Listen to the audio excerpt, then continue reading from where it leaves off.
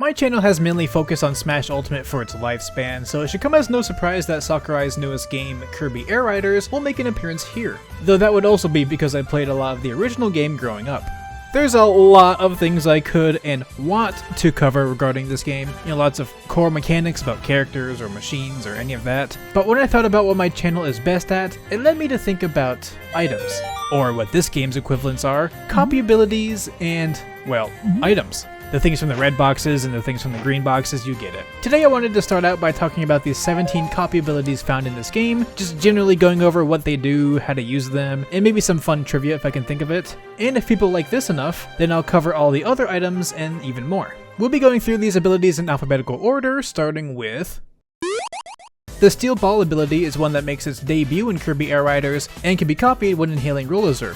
Wait, PK, you said alphabetical order, but this starts with a S. Yeah, you're right, but the stickers for your machine decals are also organized alphabetically, yet the Steel Ball is always first, before the bomb, which would imply that it goes by just ball internally.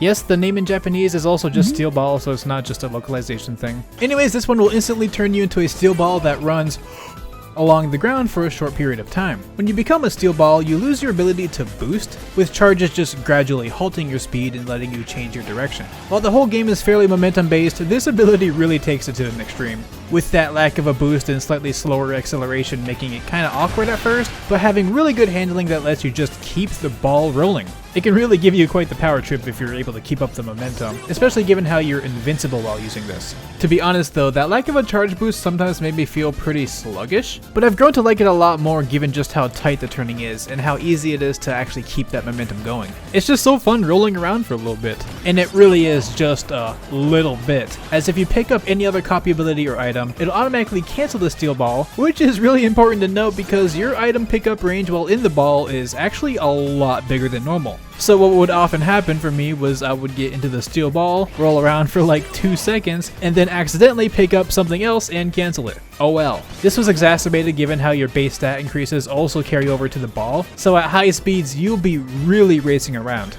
Oh, and a fun fact, you'll deal damage even if you're going super slow, and even if someone runs into you, but if you're too slow, like you can see here with this box, it won't quite work out. It doesn't take too much to get the damage back up though, so just keep that in mind. Now, as a quick aside, I won't be referring to Top Ride too much in this video, mostly because the effects there are either the same or heavily simplified, but I will try to bring it up whenever I think it's important. I actually like this game mode, so I'm not just ignoring it, I promise. The Bomb ability can be copied when inhaling Balloon Bomber, and with it you are given one bomb. You can change the distance with which you throw it by charging, which comes with a little reticle that gives you a loose idea of where it'll land, which can be pretty helpful lining things up. Though once it's at full charge, you can't really cancel it or decrease the power, so you need to be ready when you start. Though you can still move a little bit while charging, and there doesn't seem to be a timer built into it, so if you wanted to play the slow game, I guess you could do that. Once it lands, it'll wait a few seconds before exploding, creating a big dome of fire that gradually expands, which can actually hit yourself, so be careful. Additionally, if you hold down on the control stick, when you release the bomb, it'll go behind you. Or rather, it'll just get placed directly below you kinda, as your charge level doesn't influence how far back it goes. I absolutely love explosions in these games though, and I do like that this one doesn't overstay its welcome. One bomb, you pick a spot, and you use it. Though it is another case where I do lament the design philosophy of using as few control inputs as possible, as there's a lot of times where I get the ability, have the perfect idea of where to use it, but I can't really get to that spot without charging to change my angle first. But charging makes you throw the bomb. It's why I'm glad I can play as green or yellow Kirby, and get the crash ability, which is activated with the special input instead. Regardless though, out of all the copy abilities, it's probably my favorite one, just cause I'm a little bit of a dopamine baby who likes to see the big boom pow wow. And it's just so fun to pair with the crash special, cause I can just get 2 explosions, and I think that's just objectively so awesome. The Carter ability can be copied when inhaling Sir Kibble, and gives you access to sharp boomerangs. The distance they go is about yay far, and still deal damage on the way back. It's pretty simple, though actually, you can choose the angle it gets thrown at by tilting the control stick in a direction when you shoot it out.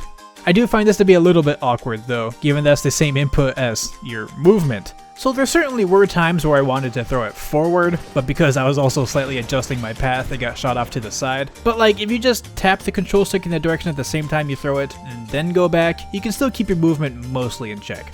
The duration that it's out for seems to be set, so if you throw it directly into a wall, instead of just coming right back to you, it'll stick up against that wall for a good while. No idea if there's any tech with that though. And its path goes forward based on where you're looking, so here Kirby was kinda tilted upward before throwing the boomerang, so it also went upwards. However, most of the time while flying it'll just be sent out horizontally, only going up and down to match your own height. It's really funny using this at the absolute max airspeed though. When thrown forward, it'll try to stay ahead of you at the same distance, which makes it end up covering a lot of space as it matches your flight. Though I did find that when you throw it to the side, you can actually sort of catch up to it, though this footage is starting to make me a little nauseous. Overall, this one can be a bit more hit or miss for me, like literally, but it's still a fairly consistent way to break boxes or kill enemies, and if there's any context where there's a lot of things grouped up together, it can be pretty satisfying to cut through them all. The drill ability can be copied when inhaling Drillin. It activates whenever you charge, automatically having your character dig into the ground. You'll stay underground and immune to damage as long as you're charging, and when you let go, you'll shoot straight outwards, dealing pretty decent damage. You're limited in how long you can stay underground for, which is signified by the light on your head. As the closer it gets to being red, the closer you are to that limit. The main upsides to this ability outside of offense or defense are with how you control, as while you're underground, your speed and handling both notably increase. Especially your handling. So if you're in a race while using a machine that has pretty bad traction, then this can actually really help you out. But for the purposes of City Trial, I don't love it, honestly. Having your charges automatically put you in this animation of digging and then popping out really does take away a lot of your control, making even basic movements a little bit tedious. It serves this role better in Kirby Melee or Dust Up Derby or anything else PvP related, and frankly that's where you're more often gonna see it anyways, so it doesn't really matter that much. Though two fun facts. For one, when you pop out of the drill, given that you're airborne, you can actually use this as a method to start gliding without a ramp. And while you're gliding, obviously if you charge, you just fall instead of burrowing into the ground. Because there's no ground to burrow in, right? It's just air. Well, if you hold the charge while having dropped down from the sky, I guess this buffered variant overlooks the drill ability, letting you charge normally without digging into the earth. It's pretty neat. Also, two bonus facts because I love you. If you're drilling underneath a spot of water, the animation will show bubbles instead of the usual earthy terrain look, which is a really nice detail. And if you go off a cliff or ledge while burrowing, it'll just automatically spit you out. All good things to know. The fighter ability can be copied when inhaling Jab Jab, and will kit you up with a variety of attacks. Starting at the lowest level, every character now gets an automatic kicking attack. Like all automatic attacks, this triggers when you get close enough to any opponent, enemy, or breakable object.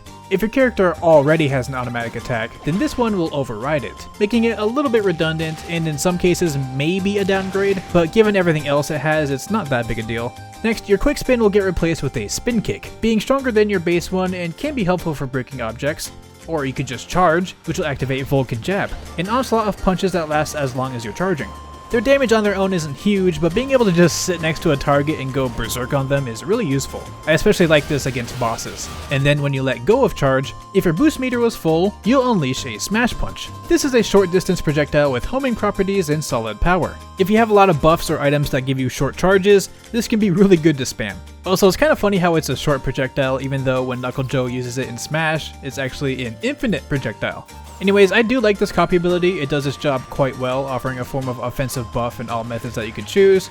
Though I do have to admit that the Smash Punch's range and it not having the best homing ability can sometimes make it a little bit easy to miss, but so it goes. The fire ability can be copied when inhaling Burn Bomb, giving you access to a variety of fire-based attacks. The basic attack is just shooting a fireball. These have homing properties, and like pretty intense homing, to where you don't really have to do that much aiming at all, really. Normally the projectile will go farther the more that you've charged, but again, if there's any opponents nearby, the homing will just take over and just throw it towards them. If you want to leave a lingering pillar of fire, just aim down at the control stick and you'll leave behind an attack in your wake. Useful if you have anyone hot on your tail. And speaking of hot tails, and no, not whatever kind you were just thinking of, whenever you charge, you'll leave behind a streak of fire wherever you go. It's incredibly situational, but this path of fire can do very small amounts of damage. Like, really small amounts. It's so easy to overlook this whole thing. And another thing that's easy to overlook is how this trail of fire actually goes away when you drift over water, which is just such an awesome detail. This game rules. And if you're a keen viewer, you would have seen that this is actually how it works for that backed pillar of fire too. It just doesn't come out when used over water, which I only noticed in editing. So yeah, good to know. And lastly, your quick spin is now replaced with the burning move, shooting you forward in a ball of fire, dealing good damage with a tiny boost forward at the cost of a little bit of control. This temporary loss of control can be a bit tedious, and honestly the hitbox isn't that huge, so I don't usually love the quick spin variant, but it's still a thing that can be helpful in certain situations. This variety of effects is nice and all, but being honest with you, it just feels pretty underwhelming as far as offense goes. The super lenient homing properties of the fireballs do really help its utility in breaking boxes and crystals and stuff though, so it's still fine enough. The flash ability can be copied when inhaling Zapizu. The effect of this ability is very simple. If you use a fully charged boost, you'll shoot out forward in a flash for a set amount of time. While this shot sends you directly straight from wherever you were facing initially, it'll at least change its path to go alongside walls and other surfaces, making it actually pretty useful for some tighter turns. Now, while the amount of time that you flash around is set, your distance and speed are not. As I realized when I was using the formula star and seeing that the number was way higher than with the wheelie scooter. So I just did a quick test in City Trial, using the flash here with 0 patches or anything, and it went to here. Whereas in the late stages where I'm totally flying around everywhere, I get put way ahead right here. So yeah, speed does actually affect it. Otherwise, its only remaining use is as an attack, since anyone in your way during the flash will take damage. Though given the amount of time it takes to charge and line things up, it's more of just a cherry on top rather than like an actual good attack, honestly. Like, I think this can be a pretty decent ability in Air Rider, but again, I'm a City Trial kind of guy, and over there, I don't care about it too much. The property of being able to hug surfaces when using it does make it pretty nice when traversing the compact underground areas at otherwise really high speeds or with low traction machines. So that is something, and I can't say I dislike it, it's just a bit on the weaker side compared to the other ones to me. The freeze ability can be copied when inhaling Chili, and will let you summon a flurry of icy winds whenever you charge. Any opponent that gets hit by these winds will be frozen. When frozen, you can either just wait it out if you're into that, or you can mash to get thawed out quicker. By the way, this icon for mashing shows you just rolling your stick in a circle, which is the most optimal and ergonomic way to mash, but you can still mash with all the other buttons too if that's your preference. And by all the other buttons, I mean half of them kinda. Basically any normal input will work, but any special input does not work for mashing for some reason. Anyways, when it comes to ice, you know that the gimmick has to involve low traction, and that happens with this in 2 ways. For one, when the user charges, their traction will be lower than normal, which can be a good or a bad thing. Bad in my case as someone who likes friction. Like trying to adjust my angle but not being able to come to a complete stop is just like, it makes me kind of want to rip my skin off, you know? Though my favorite thing that I saw in testing was just how much you slide around when you get frozen. I guess in some extreme cases, if you hit someone right as they're getting a boost or just right from behind, in the context of a race, this is actually insanely good for the opponent, right? I'm not entirely sure how often this interaction happens, but yeah, just keep that in mind. Offensively, this is fine, though a bit on the weak side, but you can still cash in some KOs with it. Though you can also get a lot of use out of it by break pumping, so perhaps better used in a big crowd of enemies. The jet ability can be copied when inhaling JJ, and it's deceptively simple. You just get a flat increase to your top speed and boost. Like, that's it. In all fairness, it's a really solid increase in speed, but that's it. No unique quick spin, no insane boost to gliding, you know, outside of the natural effect that higher speed has on flying. And yeah, for races, this is awesome because speed is awesome, but in City Trial, it's really not that exciting. Though I guess in the early game, I do always appreciate any buffs to movement since things can start out pretty sluggish. But yeah, that's about it for this one. The mic ability can be copied when inhaling Walkie. It activates immediately upon obtaining it, and will blast out an area of effect around you before going away. This area of effect is a huge multi-hit, essentially turning yourself into a slightly weaker bomb. With this main benefit being ease of use, you really don't have to do anything, you just pick up the mic and start raging. Give me a reason why there's no continues. Why are there no continues? Now the range isn't infinite. It might actually be a bit smaller than you'd think, but it's still pretty solid, and given how low commitment it is, it's always something I'm willing to pick up and just use just to see what happens.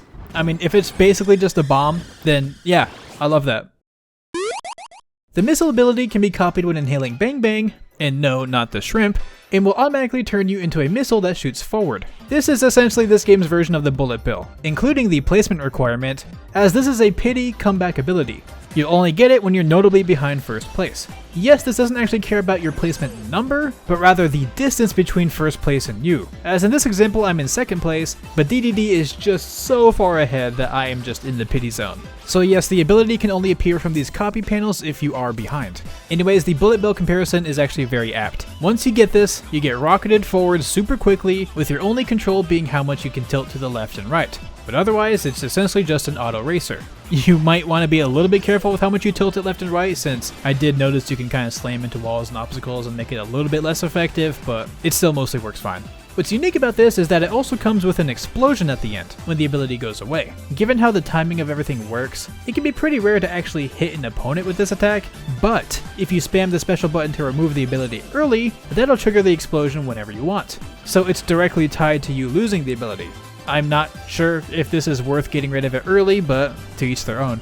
It's a nice item and there's always a spot for comeback mechanics, but given its place in the game being mostly for races, I don't see it very much in my side of the world. Oh well. Oh, and in Top Ride, given how compact things are, this isn't really much of a comeback item at all. I kept getting it in first place, and then realizing that it's actually moving slower than the players normally do. An interesting change, I guess. The needle ability can be copied when inhaling Pichikuri, giving you access to some spiky spikes that totally spike out. Whenever you charge, these spikes will stick out, damaging anyone who gets near, and they're at their biggest initially, but these lingering ones are still strong and useful. Plus, when you let go of your charge, these lingering spikes will actually stay around for a little while after, so it can make it a bit more lenient to actually ram into people with these spikes. Fun fact, if you get the charge up item, which, spoiler alert, lets you use full charge boosts instantly, these needles won't linger around with the instant boost, so I guess you need to charge them up a little bit more anyways. But yeah, this is another ability where break pumping is super good, as the needles will shoot out with each pump, making it super useful for breaking obstacles or boxes early on, and can let you totally ram through enemies. If you have high enough speed and handling, it can actually be really fun to do this all in Kirby Melee, so I like this one. Oh, bonus fact, if you get hit while charging, then even though you can go back to the charge, the needles will actually go away until you let go and try again, so keep that in mind. The Plasma ability can be copied when inhaling Plasma Wisp, which gives you access to electric powers, and will come with a gauge meter capping out at 5 charge levels. In this game, the charge happens automatically, not requiring you to mash or gain friction or anything like that from the first game. Level 1 shots are just a few small balls of electricity, and level 2 is a lot of balls of electricity. These are both pretty weak, so while you can spam them, I don't exactly recommend it. Especially because there's a use limit on top of the normal timer, so by spamming low level shots, you'll lose this ability pretty quickly. Level 3 shoots out 3 straight shooting shots. They go pretty far and are more worth it, though they don't have homing properties. Keeping count of the shots used here in Air Riders, this charge level used up 4 shots before making the ability disappear. Level 4 shoots out one single lance-shaped shot, which does have homing properties and can travel extremely far. This one made the ability go away after 3 shots. And level 5 shoots out a massive ball of electricity which moves slowly at first before ramping up in speed. This is also homing, though will make the ability go away after just 2 shots. For these last 2 ones, and any homing projectile, it can only put in so much work, so you still need to somewhat align it. You know, unless you're the fireball. Though I find that because the level 5 shot moves slower, it has an easier time correcting towards the opponent, plus it'll actually hit multiple opponents at once, not just disappearing when it hits one, so it's still satisfying and cool. And now that we're here, I'll bring up how abilities have slightly different balancing depending on the mode, as here in Kirby Melee we can throw out 3 level 5 shots instead of just 2, and our level 4 shots go up to a whopping 6 total, instead of just the previous 3. That variety of factors is why I haven't been too super specific about some things before, but I figured I might as well bring it up here. As a kid, this was my favorite ability, and I still really like it, if nothing else just for the vibes, but I do have to admit that a little bit of the sauce is lost when you don't require mashing to charge it. In the past, it felt like you were rubbing static to charge the electricity. I think gameplay-wise, the new automatic version is just better, and if nothing else, more ergonomic, but you know, you give and you take. The sleep ability can be obtained when inhaling Naughty, and all it does is put you to sleep. While asleep, you can't control your character in any way, an effect that's similar to being frozen. However, even in this state, your machine will still fly if you go off a ramp. And if you never knew this before, ramming into an opponent while you're asleep will put them to sleep too. This isn't the easiest to set up given how you can't control yourself, but perhaps if the course is small enough or you just have the right lineup and everything else just works out, you can make this work intentionally. Not that it's really that useful since you're still asleep. Otherwise, just like with being frozen, you mash to get out of the effect earlier, plus taking damage will also put you out of your beauty sleep as well. I mean, I tend to have a hard time going to sleep when someone slices me with a sword as well.